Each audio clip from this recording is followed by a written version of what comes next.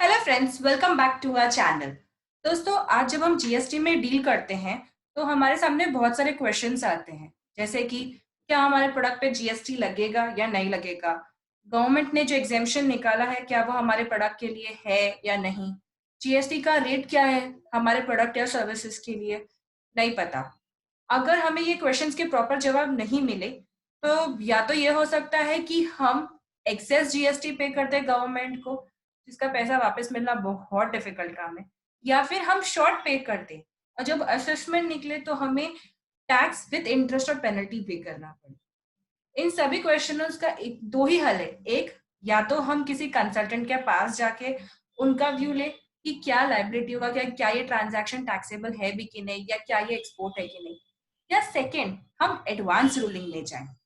Advance ruling एक option ऐसा लिया जाता है जब आपका कंसल्टेंट भी श्योर नहीं है, क्योंकि जो प्रोविजंस ऑफ द लॉ है वो क्लियर नहीं है, या फिर आप अभी भी सेटिस्फाई नहीं हो कि आपका जो कंसल्टेंट ने रिव्यू दिया है वो आपके जो बिजनेस मॉडल पे वो एप्लीकेबल है या नहीं। इन दैट केस आप एडवांस रूलिंग पे जा सकते हैं जीएसटी के अंदर। आज हमारे साथ है मिस्टर महेश भट्टर, जो हमें एडवांस रूलिंग के बारे में बताएंगे जीएसटी के अंदर। मिस्टर महेश भट्टर का इंट्रोडक्शन अगर मैं दूं तो उनके पास post qualification 9 years of experience है, जिसमें इनडायरेक्ट टैक्स वो सबसे ज्यादा प्रैक्टिस करते हैं।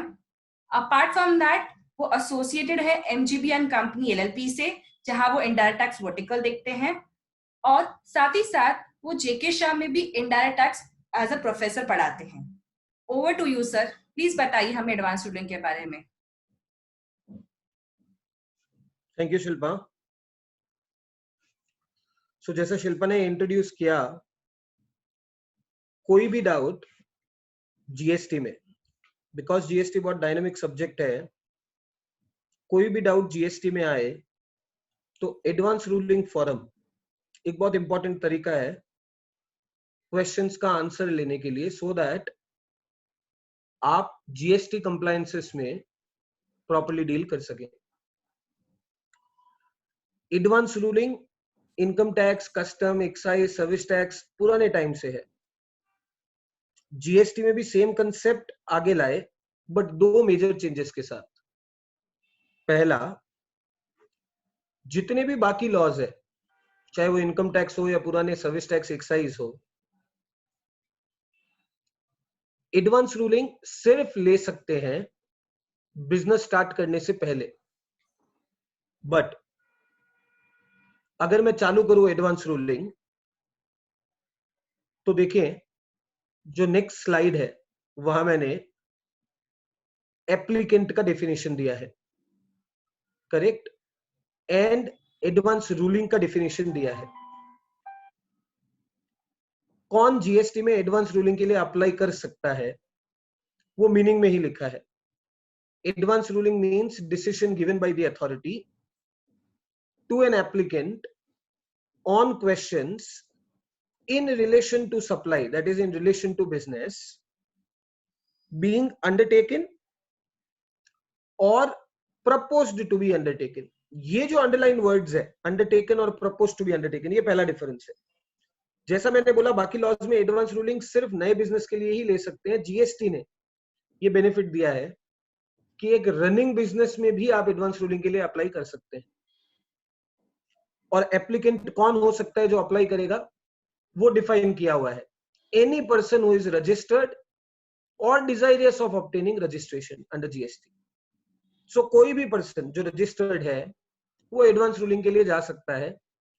Even for a running business also, उसको कोई भी डाउट आ गया। अब देखो उसे डाउट कौन से आएंगे, वो दिए हुए हैं 7 डाउट्स जिनके बारे में आप एडवांस रूलिंग से पूछ सकते हैं। सो मैंने हेडिंग दिया है questions that can be raised before the authority. आप अथॉरिटी को इन 7 क्वेश्चंस के बारे में पूछ सकते हैं। पहला ही क्वेश्चन है, whether any particular thing amounts to a result in a supply. किसी ट्रांजैक्शन पे जीएसटी आएगा कि नहीं आएगा, बेसिक क्वेश्चन है बिल्कुल। आप ये भी एडवांस रूलिंग से पूछ सकते हैं। पहला क्वेश्चन है, और देखिए 6th क्वेश्चन है, डिटर्मिनेशन ऑफ लाइबिलिटी टू पे टैक्स। अब जीएसटी में reverse charge mechanism, e commerce operator, TCS, TDS, interstate, intrastate, बहुत सारे कंसेप्ट होते हैं। कोई भी क्वेश्चन लाइबिलिटी ऑफ टैक्स से जुड़ा हो या ट्रांजैक्शन पे जीएसटी लगेगी कि नहीं लगेगी से जुड़ा हो, तो आप एडवांस रूलिंग से पूछ सकते हैं। फिर जीएसटी में दूसरा क्वेश्चन आता है कि अगर एक ट्रांजैक्शन पे जीएसटी भरनी है तो जो गुड्स और सर्विस में सप्लाई करूंगा उसका एचएसएन कोड क्या होगा, क्योंकि एचएसएन कोड से ही रेट ऑफ टैक्स पता चलेगा। एचएसएन कोड किसी चीज का क्या है, ये दूसरा सवाल है जो आप एडवांस रूलिंग अथॉरिटी से पूछ सकते हैं। मुझे जीएसटी कब भरनी है, टाइम ऑफ सप्लाई, या फिर जीएसटी किस वैल्यू पे भरनी है, वैल्यू ऑफ सप्लाई। ये भी देखिए क्वेश्चन नंबर 4 है जो आप एडवांस रूलिंग अथॉरिटी से पूछ सकते हैं। किसी चीज का इनपुट टैक्स क्रेडिट आपको मिलेगा कि नहीं मिलेगा, पांचवा सवाल है जो आप एडवांस रूलिंग अथॉरिटी से पूछ सकते हैं। क्या मुझे रजिस्ट्रेशन लेना है या नहीं लेना है, सातवां सवाल जो आप एडवांस रूलिंग अथॉरिटी से पूछ सकते हैं। So in all advance ruling authority provisions में ऑलमोस्ट जितने भी डाउट्स एक लेजिटिमेट बिजनेस में आ सकते हैं वो सारे डाउट्स ऑलमोस्ट कवर किए हुए हैं। एडवांस रूलिंग एक रनिंग बिजनेस के लिए भी ले सकते हैं, नए बिजनेस के लिए भी ले सकते हैं। देयरफॉर कभी भी किसी भी तरह का डाउट हो, सबसे बेसिक डाउट होता है फॉर एग्जांपल कि मेरे प्रोडक्ट पे 12% टैक्स लगेगा कि 18% लगेगा। अब अगर मैं 18 पे करूं, हो सकता है कुछ कॉम्पिटिटर्स 12 भर रहे हैं, so I may lose out on some business. अगर मैं 12 भरूं तो हो सकता है डिपार्टमेंटल इन्वेस्टिगेशंस वगैरह मेरे पे आए और मुझसे 6% एक्स्ट्रा मांगा जाए जो मुझे अब मेरी पॉकेट से भरना पड़ेगा। सो इस कंफ्यूजन के साथ जीने की बजाय अगर मैं एडवांस रूलिंग में जाऊं और एप्लीकेशन में लिखूं कि आप बताएं मुझे कितना टैक्स लगेगा, तो ये application authority for advance ruling के सामने फाइल करते हैं।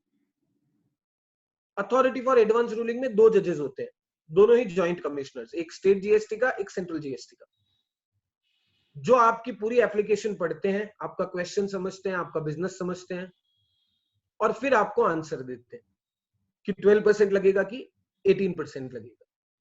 Of course they may answer 12, they may answer 18, और वो जो भी आंसर देंगे वो आपको फॉलो करना पड़ेगा।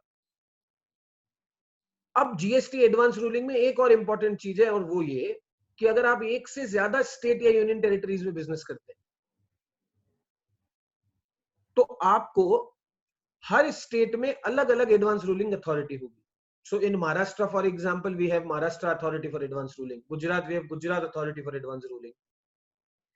ये फायदेमंद भी है। सो अगर आप महाराष्ट्र गुजरात दोनों जगह बिजनेस करते हैं तो ये कंफ्यूजन आपको दोनों जगह 12 लगेगा कि 18 लगेगा। आप डिसाइड कर लें कि आपको Maharashtra authority for advance ruling के पास जाना है, तो आप वहां एप्लीकेशन फाइल कीजिए। अब वो जो भी आंसर देंगे वो आपके महाराष्ट्र बिजनेस के लिए एप्लीकेबल होगा। गुजरात के लिए आपको अलग से अप्लाई करना पड़ेगा। बेटर ये है कि कंसल्टेंट से आंसर की बजाय अथॉरिटी का आंसर बाइंडिंग है। देयरफॉर 12 या 18 ये जो भी बोले आप फॉलो करो, और फ्यूचर में आप किसी भी डिपार्टमेंटल इन्वेस्टिगेशन, नोटिस, असेसमेंट वगैरह से बच जाएंगे। अब बिकॉज इस अथॉरिटी में 2 लोग होते हैं, 2 जॉइंट कमिश्नर्स है, तो ऐसा देखा गया है कि कई बार अथॉरिटी फॉर एडवांस रूलिंग थोड़ा सा डिपार्टमेंट की तरफ झुका रहता है। सो एसएससी के लिए एडवर्स जजमेंट आते हैं। फॉर एग्जांपल आपने पूछा 12 और 18 कौन सी रेट लगेगी, so their answer will be more tilted towards 18%, क्योंकि दोनों जजेस डिपार्टमेंट के ही ऑफिसर्स हैं। तो आप मान सकते हैं कि वो थोड़ा प्रो डिपार्टमेंट होंगे, प्रो एसएससी नहीं होंगे। गवर्नमेंट ने ये फैक्ट रिकॉग्नाइज किया, और इसी फैक्ट को रिकॉग्नाइज करके देखिए नेक्स्ट स्लाइड में appellate authority for advance ruling बनाई। ओके, ये थर्ड वाली स्लाइड है, इससे ऊपर वाली slide appellate authority for advance ruling में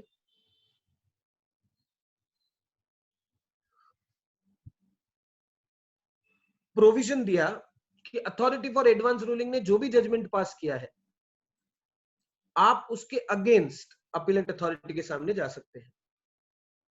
अब अपीलेंट अथॉरिटी जो है उसमें भी 2 जजेस होंगे, लेकिन वो होंगे चीफ कमिश्नर और कमिश्नर इस लेवल के। सो अपीलेंट अथॉरिटी में जब आप जाएंगे तो एडवांस रूलिंग अथॉरिटी ने जो डिसीजन दिया है आप उसके अगेंस्ट अपील फाइल कर सकते हैं। अब अपीलेंट अथॉरिटी डिसाइड करेगी कि एडवांस रूलिंग अथॉरिटी ने जो बोला वो करेक्ट है या नहीं है। ये इनबिल्ट अपील मैकेनिज्म देने से एक्चुअली आपके आंसर 2 अथॉरिटीज वेरीफाई कर लेंगे। पहली अथॉरिटी जिसे हम बोलते हैं अथॉरिटी फॉर एडवांस रूलिंग, दूसरी जिसे हम बोलते हैं appellate authority for advance ruling. अगर आप अथॉरिटी फॉर एडवांस रूलिंग के जजमेंट से सेटिस्फाई है तो आगे जाने की जरूरत नहीं है, बट अगर सेटिस्फाई नहीं है तो आप अपीलेंट अथॉरिटी के पास जा सकते हैं। अब जो अपीलेंट अथॉरिटी ने बोल दिया वो डिसीजन फाइनल है। Now if we see the next slide, last budget में गवर्नमेंट ने एक नेशनल अपीलेंट अथॉरिटी, एक तीसरी अथॉरिटी और बना दी। It is called national appellate authority for advance ruling.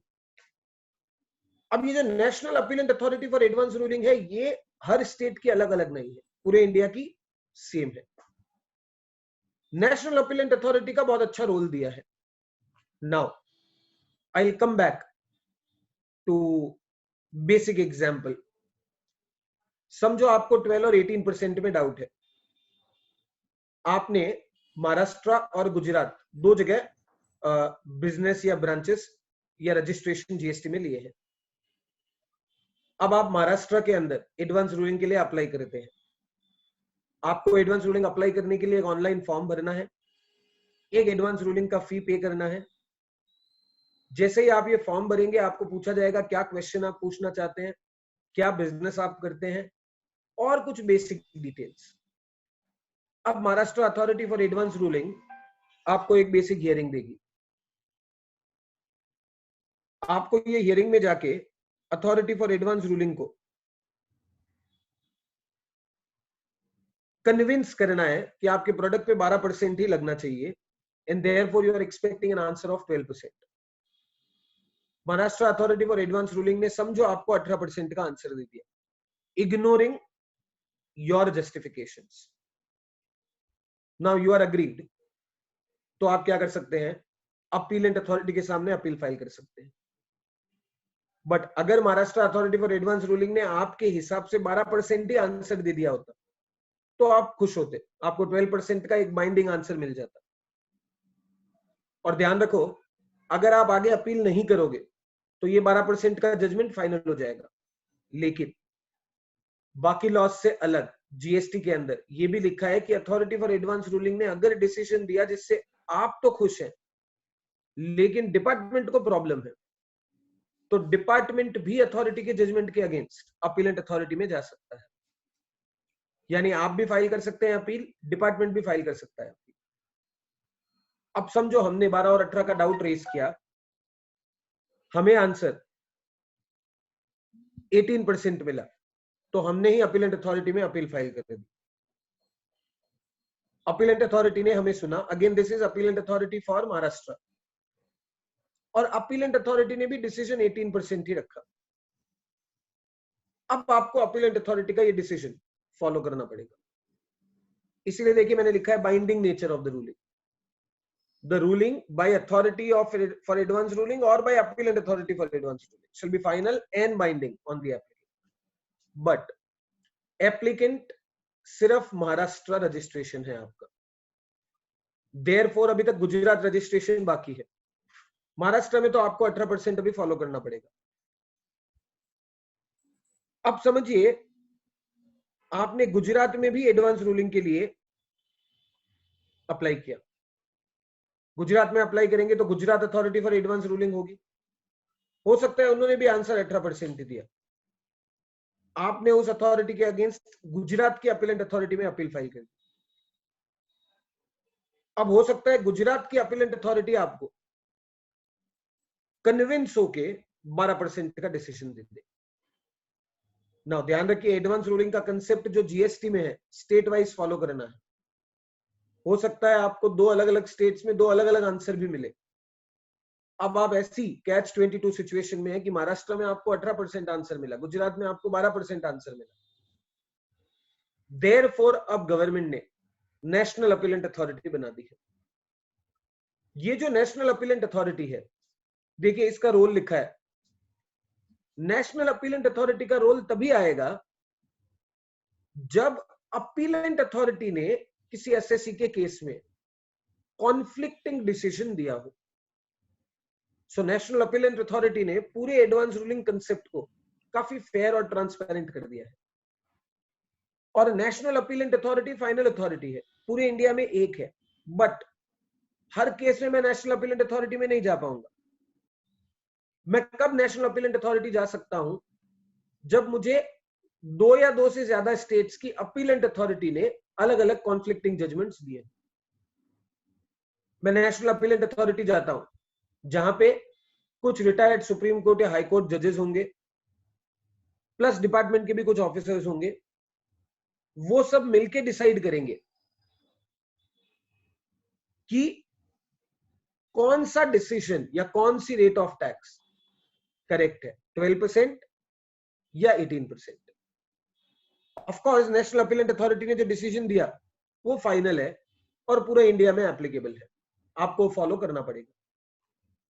सो ये 3 लेयर अथॉरिटी की है, authority for advance ruling, appellate authority for advance ruling, ये सब state wise, and finally national appellate authority जो नेशनल लेवल पे है, प्रोवाइडेड आपको अलग अलग स्टेट्स में अलग अलग जजमेंट्स मिले हो। पूरा प्रोसेस काफी फास्ट होता है। रीजन, अथॉरिटी को बाय लॉ ये प्रेस्क्राइब किया है कि उन्हें 90 डेज के अंदर अंदर, यानी 3 महीने के अंदर अंदर अपना डिसीजन पास करना है। तो आपने अथॉरिटी फॉर एडवांस रूलिंग में एप्लीकेशन फाइल किया, value of supply, ITC, time of supply, rate of tax, किसी भी क्वेश्चन के लिए, you will get your answer, final decision within 3 months। Now अगर आप फाइन है उस ऑर्डर से, no problem, matter is over, follow that decision. If you are not fine, go for appeal. 30 days में ही appeal file करनी है। एक बार अपीलेंट अथॉरिटी के सामने चले गए वापस, अपीलेंट अथॉरिटी को भी बोला गया है कि 3 महीने में उन्हें डिसीजन देना है। अपीलेंट अथॉरिटी के डिसीजन से भी आप खुश नहीं है, दो अपीलेंट अथॉरिटी का जजमेंट आपके लिए कॉन्ट्राडिक्टरी आ रहा है, आप नेशनल अपीलेंट अथॉरिटी जाइए 30 डेज में। सो in all maximum 6 to 8 months, 9 months ये पूरा प्रोसेस खत्म हो जाएगा, and you will get a final concluding answer and need not live in the life of confusion. ये सबसे बड़ा बेनिफिट है एडवांस रूलिंग का। लेकिन एक दो चीजें काफी जरूरी है एडवांस रूलिंग कंसेप्ट चालू करने से पहले। इसीलिए कभी भी किसी भी मैटर में डाउट हो तो first thing you should do is to take an expert's advice. Of course expert is aware कि क्या इन पॉइंट्स पे ऑलरेडी कोई एडवांस रूलिंग आई है, अगर आई है तो उसका क्या डिसीजन है, सो दैट जब आप अपना एडवांस रूलिंग एप्लीकेशन फाइल करो तो यू विल टेक केयर कि बाकी पार्टीज ने क्या आर्ग्यू नहीं किया और आपको क्या आर्ग्यू करना चाहिए। दूसरा, समझो आपको 12 और 18% में डाउट है और आप 12% पे करते आ रहे हैं 2017 से, जब से जीएसटी आया। अब हम 2020 में है, पिछले 3 साल से आपने 12% पे किया है। आपको ये डर है कहीं डिपार्टमेंट आपसे 6% एक्स्ट्रा नहीं मांगे, आप एडवांस रूलिंग में जाना चाहते हैं। लेकिन अगर आपकी एडवांस रूलिंग में जाने से पहले ही डिपार्टमेंट की तरफ से कोई इंक्वायरी, इन्वेस्टिगेशन, असेसमेंट चालू हो गया और डिपार्टमेंट ने ये ऑब्जर्व कर लिया कि आप 12 भर रहे हैं, आपको 18 भरना चाहिए था, जैसे ही ये चालू हो गया, देन लास्ट पॉइंट देखिए स्लाइड में लिखा है, no application can be filed.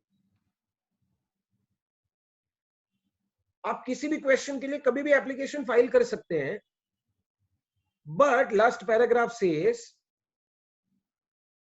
applicant can file application for advance ruling for a specified question provided that question raised in the application must not be already pending or decided in any proceeding. ये बहुत जरूरी है. अगर department ने चालू कर दी एक बार proceeding, तो अब आप ये क्वेश्चन एडवांस रूलिंग अथॉरिटी के सामने कभी भी नहीं पूछ सकते. ऐसा इसलिए ताकि डिपार्टमेंट में और एडवांस रूलिंग में किसी तरह का कोई कॉन्ट्राडिक्शन नहीं है. अब आप एडवांस रूलिंग के लिए देयरफॉर अगर जाना चाहते हैं किसी क्वेश्चन के लिए, तो थोड़ा सा आपको हरियप करना चाहिए, सो दैट जिस चीज पे आपको डाउट है वो डाउट डिपार्टमेंट पहले नहीं फाइंड आउट करे, आप उससे पहले ही एडवांस रूलिंग में चले जाए. और एक बार एडवांस रूलिंग में चले गए, अब आपको आंसर 12% मिल गया आगे, तो डिपार्टमेंट कभी भी आपसे 18% डिमांड नहीं कर सकती, क्योंकि जजमेंट डिपार्टमेंट पे भी बाइंडिंग है. सो ये एडवांस रूलिंग के लिए आपको हमेशा ध्यान रखना होता है. अभी जो रीसेंट एडवांस रूलिंग जजमेंट्स आते हैं, उन जजमेंट्स के अकॉर्डिंग सिर्फ एक ही क्वेश्चन है, that is relating to place of supply. सिर्फ प्लेस ऑफ सप्लाई एक ऐसा क्वेश्चन है जो एडवांस रूलिंग के 7 क्वेश्चंस में कवर नहीं होता है.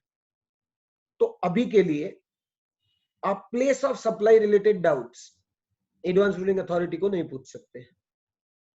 बट उसका इतना फर्क नहीं पड़ता, फॉर द सिंपल रीजन, अगर प्लेस ऑफ सप्लाई गलत भी हुआ तो आप शायद सीजीएसटी एसजीएसटी भर देंगे बजाय आईजीएसटी के, या फिर आईजीएसटी भर देंगे बजाय सीजीएसटी एसजीएसटी के. उससे प्रॉब्लम नहीं आएगी, बिकॉज अगर आपने कभी गलत टैक्स भर भी दिया तो जीएसटी लॉ आपको मिस्टेक रियलाइज करने के बाद अलाउ करता है कि आप सही टैक्स भर दे बिना इंटरेस्ट के, और जो गलत टैक्स भरा उसका आप रिफंड फाइल कर सकते. तो प्लेस ऑफ सप्लाई वाले क्वेश्चंस एडवांस रूलिंग में नहीं जाते, वो आपको डिसाइड करने हैं. बाकी सारे क्वेश्चंस आप एडवांस रूलिंग अथॉरिटी को पूछ सकते हैं. एक चीज और ध्यान रखनी है एडवांस रूलिंग के लिए अप्लाई करते समय, एंड दैट इज आपको true facts advance ruling application में लिखने हैं कि आपका क्या बिजनेस है, किस प्रोडक्ट में डील करते हैं, अगर प्रोडक्ट है तो कैसे बनता है, सर्विस है तो कैसे प्रोवाइड करते हैं, अगर कोई अग्रीमेंट वगैरह है कस्टमर के साथ या सप्लायर के साथ तो उसे भी हम एप्लीकेशन के साथ सबमिट करते हैं, सो दैट अथॉरिटी भी उन अग्रीमेंट्स वगैरह को पढ़ के डिसाइड कर सके कि आपके प्रोडक्ट या सर्विस पे क्या appropriate rate, ITC value, time of supply etcetera होना चाहिए. लॉ में क्लियरली लिखा है कि अगर आपने गलत फैक्ट्स दिए या फ्रॉडुलेंटली अथॉरिटी से आपने अपने फेवर में आंसर निकालने की ट्राई की, तो जो आपको रूलिंग मिली है वो माना जाएगा आपने कभी अप्लाई ही नहीं की थी. We call it void ab initio. That is, the ruling given to you will be considered as void, having no existence at all. अगर आपने कभी भी fraudulently कोई रूलिंग लेने की ट्राई की. सो ये बेसिक कंसेप्ट है एडवांस रूलिंग प्रोविजंस के इन जीएसटी लॉ. मैंने काफी शॉर्ट, काफी बेसिक और काफी समराइज्ड वे में एडवांस रूलिंग्स को कवर करने की ट्राई की है, सो दैट आपको एक बेसिक फेयर आइडिया मिले. टुडेस टाइम प्रैक्टिकली कई सारे लोग एडवांस रूलिंग के लिए अप्लाई करते हैं. कई बार आपको किसी चीज का आंसर पता होता है फिर भी आप एडवांस रूलिंग के लिए अप्लाई कर सकते हैं, सो दैट जो आपको आंसर पता है उस पे गवर्नमेंट की मुहर भी लग जाए और कभी भी डिपार्टमेंट उस आंसर को डिनाई नहीं कर सके, बाइंडिंग नेचर आ जाए. हाँ, एक चीज हमेशा ध्यान रखनी है, अगर कभी लॉ में अमेंडमेंट आया तो ऑफ कोर्स जो रूलिंग आपको दी गई है उस रूलिंग का इफेक्ट खत्म हो जाएगा. बट नो प्रॉब्लम, अगर अमेंडमेंट आया तो उस अमेंडमेंट का इंपैक्ट समझने के लिए आप दोबारा से भी एडवांस रूलिंग के लिए अप्लाई कर सकते हैं. So from my side on advance ruling ये बेसिक प्रोविजंस है जो मैं आपको इस लेक्चर में समझाना चाहता था. In case of any doubt, of course you can get in touch with us. As of now, thank you very much for listening this. Thank you, Mr. Mahesh Bhattar, for Thank giving you. us. Thank you, Mr. Mahesh Bhattar, for giving us such a valuable information on advance ruling. दोस्तों, इन्होंने advance ruling को काफी अच्छे से समझाया है अपने इस वीडियो में. बट फिर भी अगर आपको कोई क्वेरी हो तो आप हमारे कमेंट सेक्शन में नीचे लिख सकते हैं, या तो हमारी टीम या मिस्टर महेश भट्टाचार्य उसको जरूर रिप्लाई करेंगे. एंड दोस्तों, प्लीज अगर आपको हमारा वीडियो अच्छा लगा हो तो प्लीज इसे लाइक कीजिए, शेयर कीजिए और इसे सब्सक्राइब करना नहीं भूलिएगा. Thank you.